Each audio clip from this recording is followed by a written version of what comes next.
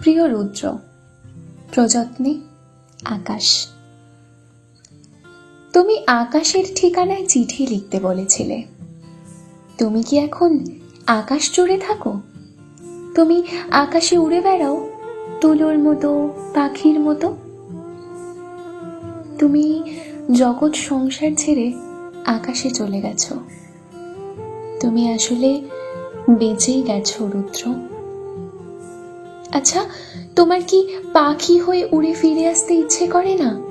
তোমার সেই ইন্দিরা রোডের বাড়িতে, আবার সেই নীল ক্ষেত, শাহবাগ, পরিবাগ, লালবাগ চষে বেড়াতে ইচ্ছে হয় না তোমার?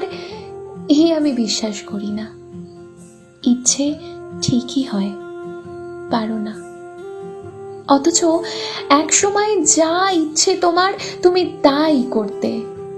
ইচ্ছে যদি হতো সারা রাত না ঘুমিয়ে গল্প করতে, করতে।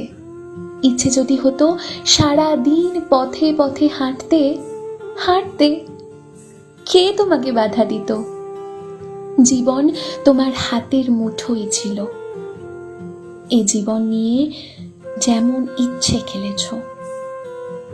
আমার ভেবে অবাক লাগে, জীবন এখন তোমার হাতের মুঠোই নেই।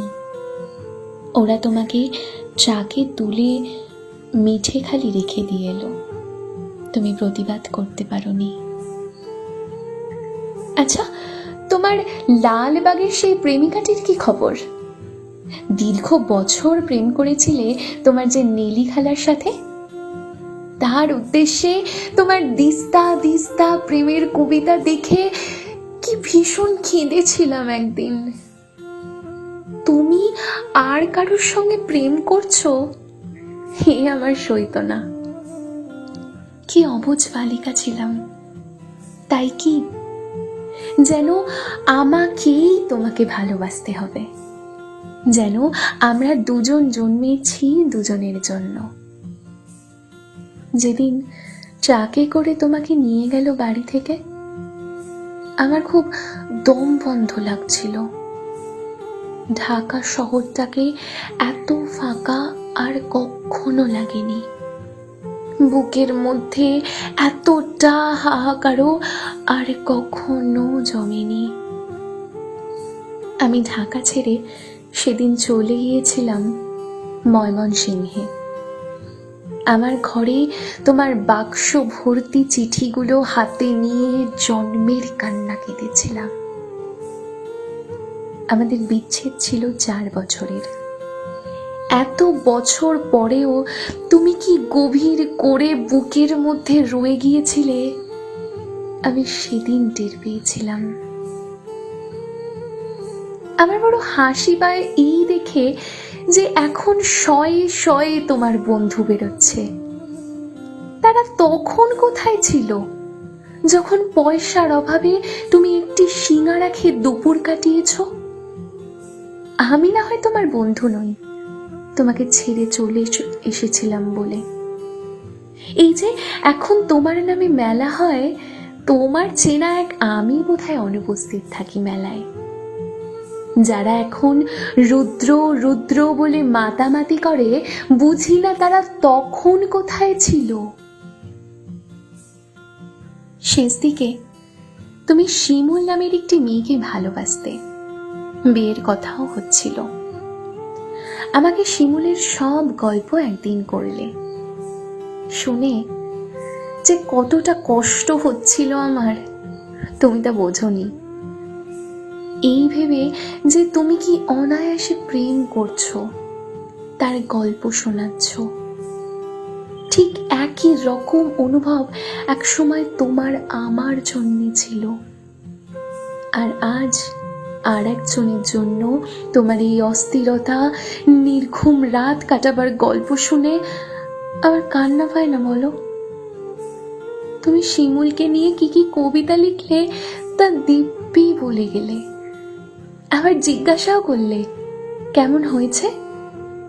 আমি বললাম খুব ভালো। শিমুল মেয়েটিকে আমি কোনোদিন দেখিনি। তুমি তাকে ভালোবাসো যখন নিজেই বললে, তখন আমার কষ্টটাকে আর বুঝতে দিইনি। তোমাকে ছেড়ে চলে গেছি ঠিকই, কিন্তু আর কাউকে ভালোবাসতে পারিনি। ভালোবাসা যে যাকে তাকে বিলোবার জিনিস নয়। আকাশের সঙ্গে কত কথা হয় রোজ, কষ্টের কথা, সুখের কথা। একদিন আকাশ ভরা জ্যোৎস্নায় গা ভেসে যাচ্ছিল আমাদের।